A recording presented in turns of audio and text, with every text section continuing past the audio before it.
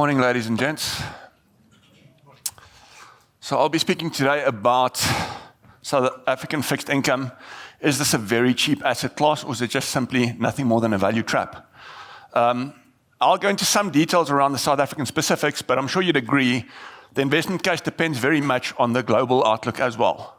Now, David's already given us some food for thought there, but if you permit me, I'd like to just show a quick video clip of a discussion between David and our colleague Jim Levis, who's the CIO of public fixed income in the London offices, where they speak a little bit more about the prospects for global fixed income. Hey Jim, great to see you again, and great to be in London. We've just seen the Bank of England fairly recently increase rates by 50 basis points. And that follows on from the US Federal Reserve, who've nearly increased rates now by 5%, and the ECB's not far behind. So we're seeing this massive tightening of monetary policy. And all of that is obviously against this narrative that we've got an inflation problem, but inflation seems to be coming from all of these supply bottlenecks, and that normally wouldn't be something that you'd expect interest rates to deal with. What do you think is going on kind of in that interest rate and inflation story? I think you're right that the supply bottlenecks post-COVID reopening have been a major factor in global inflation and the pressures that we've seen. What central banks are really worried about, though, is that we have started to see the first signs of that feeding through into the service sector, into wages, and there's always this fear that maybe we'll end up in a wage price spiral like we saw perhaps in the 1970s. Having said all of that, the Fed and other central banks have thrown a lot of monetary tightening at the global economy already. And for that reason, I think they're nervous now that they don't really understand the lag between putting their foot on the brake and the economy braking, because we've not seen it yet. I think the first signs are starting to come through that economic activity is starting to slow, that inflation is starting to come down, and we're not seeing these big upside surprises to inflation anymore, with perhaps the exception of the UK, where it does feel like there is something a bit stickier and different about UK inflation compared to that in the US and Europe.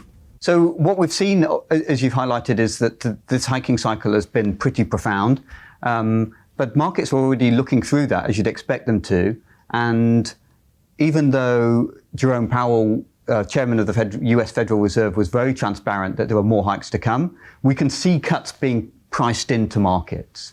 So as we look through into a monetary easing cycle starting, where do you see the opportunities and the challenges coming from a fixed income investment perspective?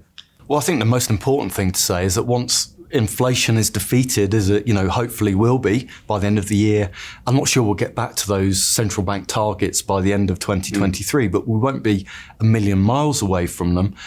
That enables bonds to start performing again. So obviously 2022 and the first half of 23 have been quite a poor environment to be a bond investor because of the inflation bogeyman and rate hiking that's associated with that.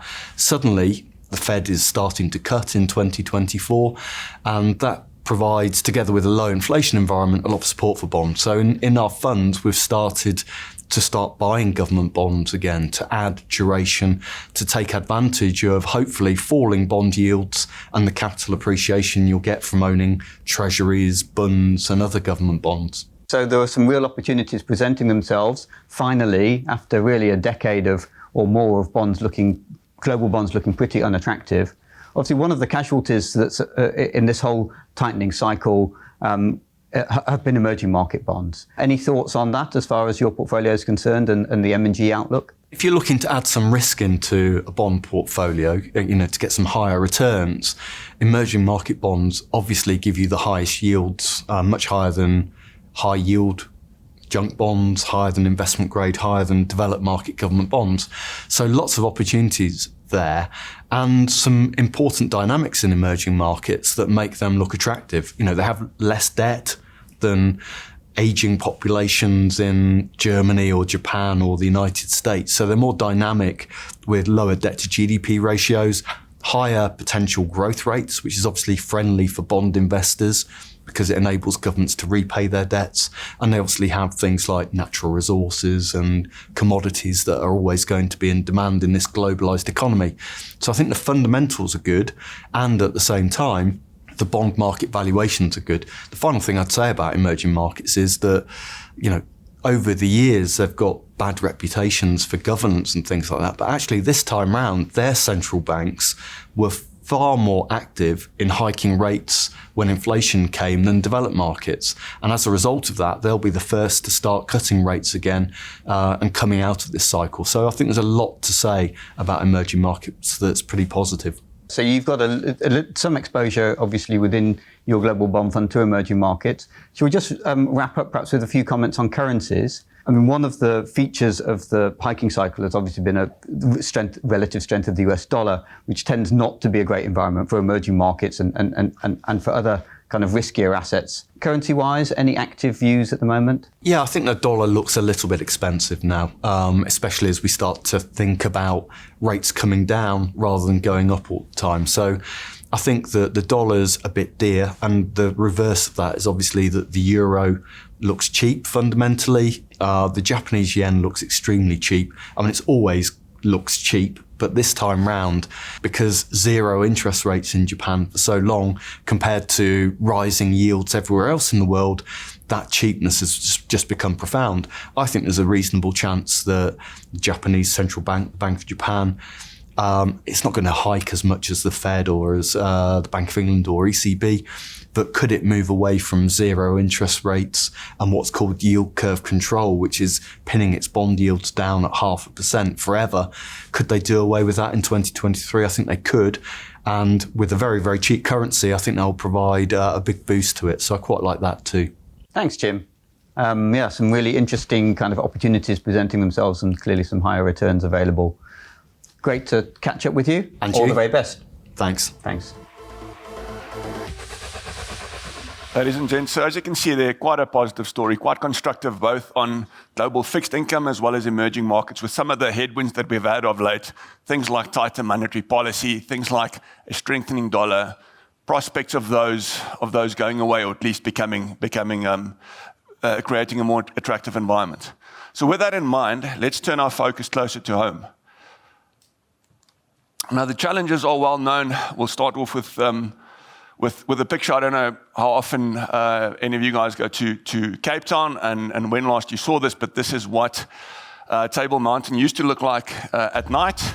And although it's not awfully significant in and of itself, the fact that we're no longer lighting it up, it does remind us where we are and where we've come from. So we've come from a situation where electricity was abundant, where it was cheap, where it could be used for relatively frivolous activities, such as lighting up Table Mountain at night, to a situation where it's expensive, it's scarce.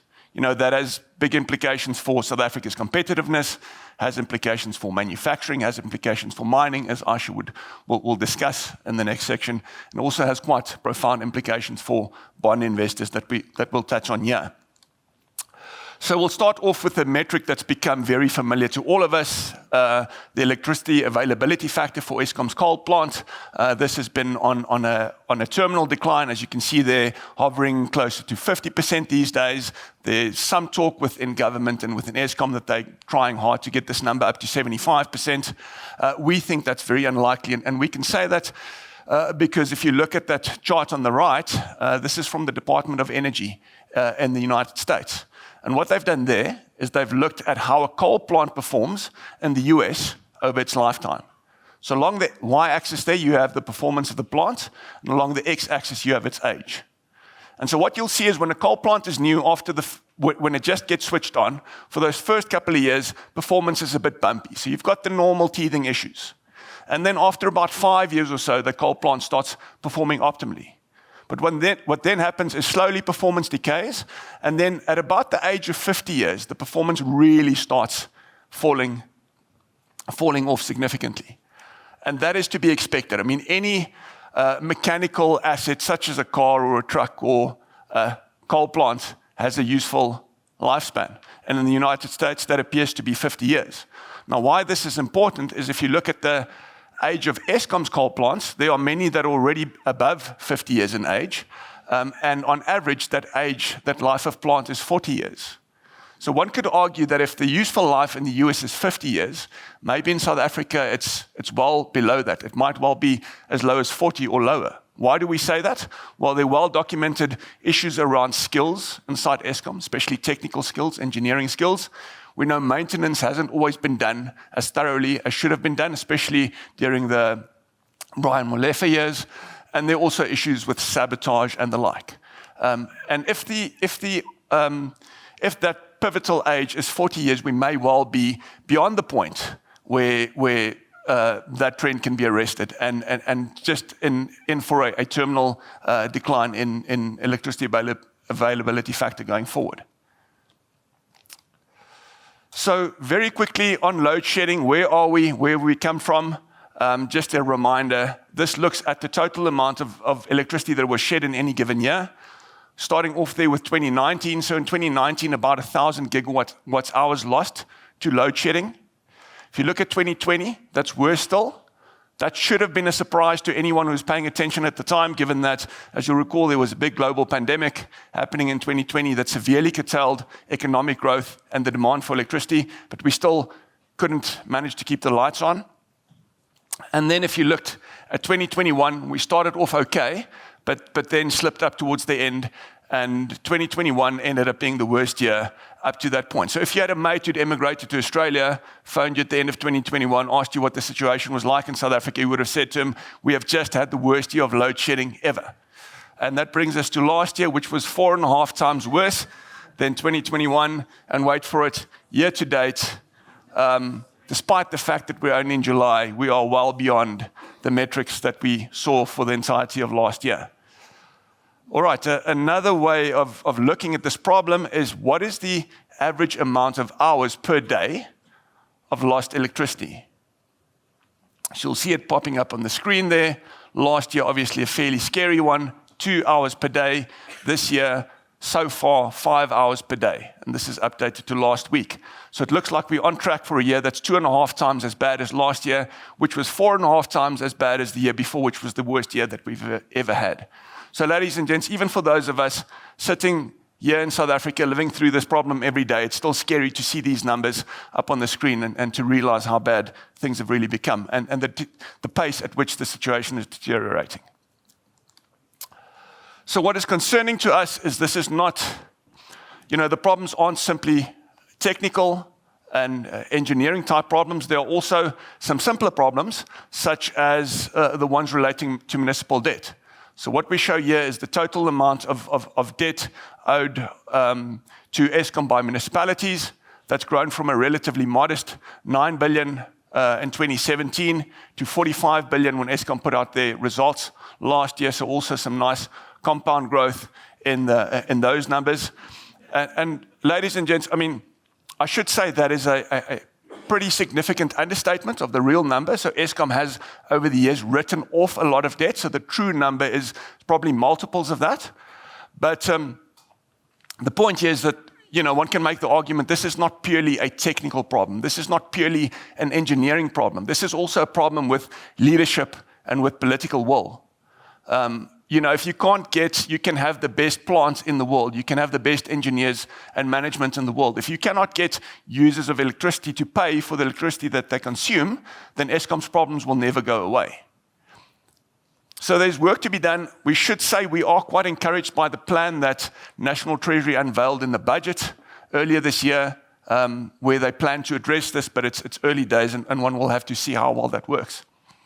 Now, you could say that's academically, all of this stuff about load shedding is interesting. Why is it important for me as a bond investor? It's important because it has quite big implications for whether or not South Africa can afford its debt load.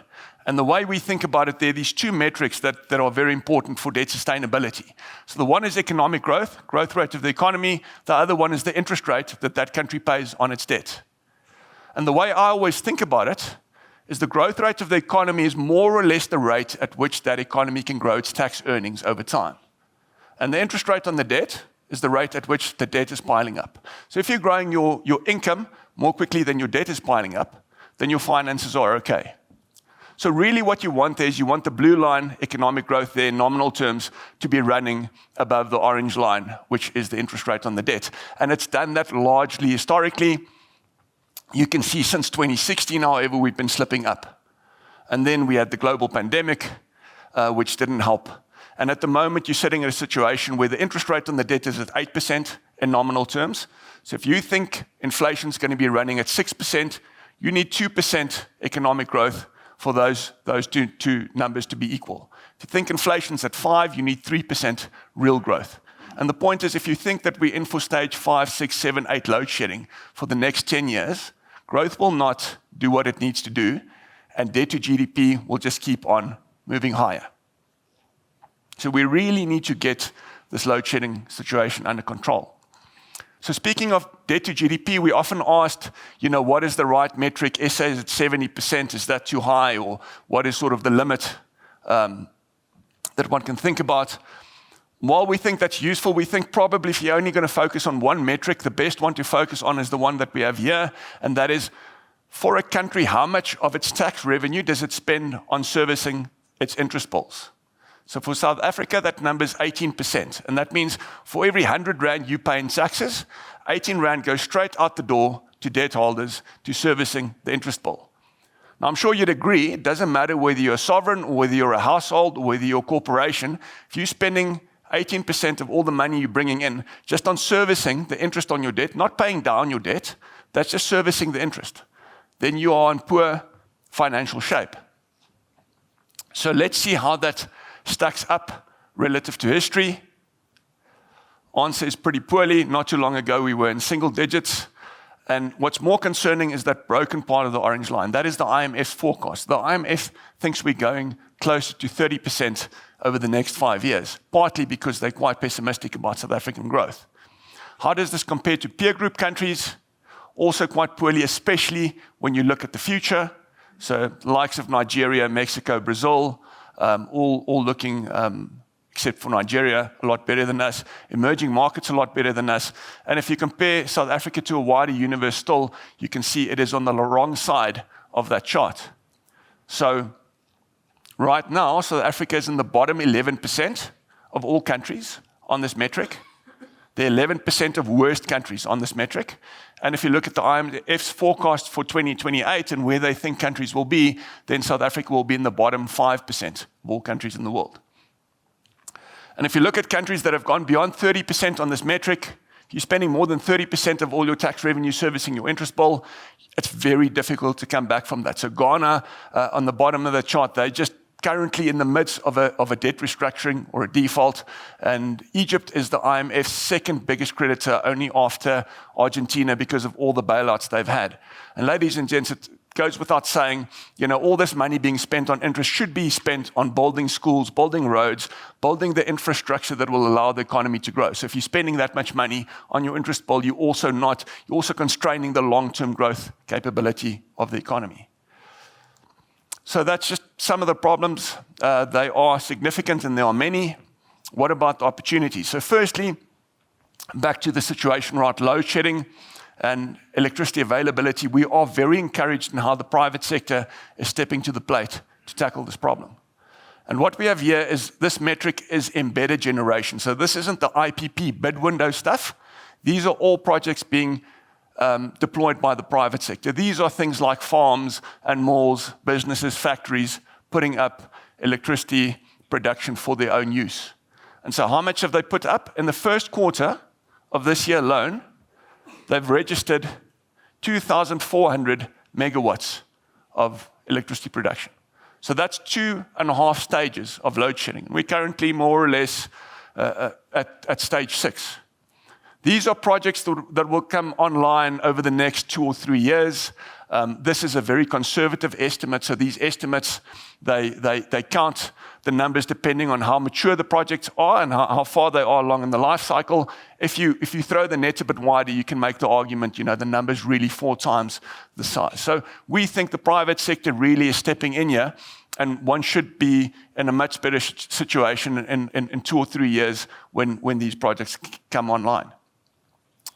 All right, and then on the fiscal side, we showed some concerning numbers, but we also think that people often lose sight of how good South Africa's track record is, because it's not just about your ability to service your debt, it's also about your willingness to do so.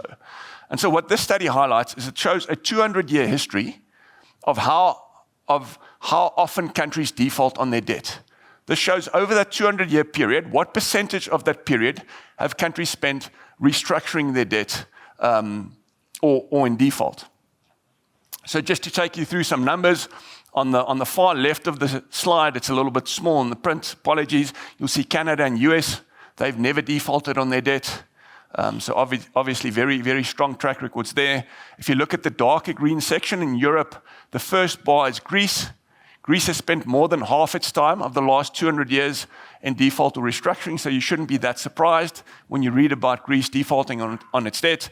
That's more the norm than it is the exception.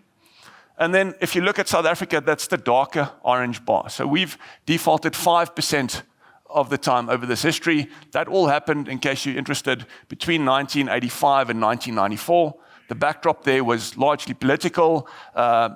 We had a lot of debt built up from foreign banks, and after the Rubicon speech and the sanctions that followed, those foreign banks were no longer able to extend further credit to South Africa. And we had to renegotiate and default on those agreements. So not a blemish-free track record, but certainly one of the better ones out there. I'd like to maybe just quickly highlight two, and apologies for the audience on the other side. Germany is in dark green over here, and this is Japan. Is the last red bar that you can see. Both of those are typically considered to be safe havens, and both of those have a worse track record than South Africa. So one of the better track records globally, and really a stellar track record in the emerging market space. And then just a couple of slides on valuation. Firstly, the 10-year bond yield. This is the simplest metric we can show. When we pulled this up a week ago, 10-year bond yield was sitting at 11.8%. Now, that is higher than it got to during the financial crisis, got to about 10.8%. It's higher than it got to during Renegade, got to about 10.5%. It's not quite as high as the peak during COVID, got to 12.5% in COVID, but as you can see, didn't spend very long there. It spent literally a day or two there. So ladies and gents, you're being paid today as if we are in a full-blown crisis. And yes, there are problems, as we've admitted, but I'd like you to think back about some of those periods, some of the calls you were fielding from clients, the uncertainty in the markets, and really ask yourself whether it's justified that we are being paid as if we are in a full-blown crisis. Another fairly simple valuation metric. This is sort of touches on the killer slide, numbers that David showed. If you take the 10-year bond yield today and you minus the most recent inflation print, what is the real yield on the 10-year bond yield? On the 10-year bond, should I say. In South Africa, when we looked at this again a week ago, that number was 5.5%. Since then, bond yields have come down a bit, but I'm not sure if you guys saw. In the last half an hour, the CPI print, most recent one came out at 5.4% from 6.3%, so a big decrease in inflation, core inflation also at 5%, lower than prevailing and lower than expected. So inflation's also coming down at the same time. So that bar actually, in South Africa's case, has probably risen. So you're getting inflation plus 5, inflation plus 6 on your bonds. That is really an equity risk premium type number. You are being paid as an equity investor for lending money to the South African government. You can say, well, there are better deals to be had elsewhere. Yes, it's true. You can put your clients' money in Uganda or Russia. We should warn, we do manage some money in sub-Saharan Africa. It's a lot easier to put money into Kenya than it is to take money back out. So just be aware of that. And ladies and gents, that brings us to probably my personal favorite valuation slide. This looks at which asset class is likely to outperform over the long term, bonds or cash. Now, if I buy a bond and I hold it to maturity, I know exactly the return I'm going to earn. I'm going to earn the yield to maturity. That is, if the issuer doesn't default on the agreement. But I don't know what I would have earned in cash over the same period. So it really comes down to where the SARB runs their interest rate over time. So just quickly, a reminder of where we are and where we've come from. This is the entire history of the repo rate since we had the introduction of inflation targeting in 2000. So you can see we're in the midst of this hiking cycle.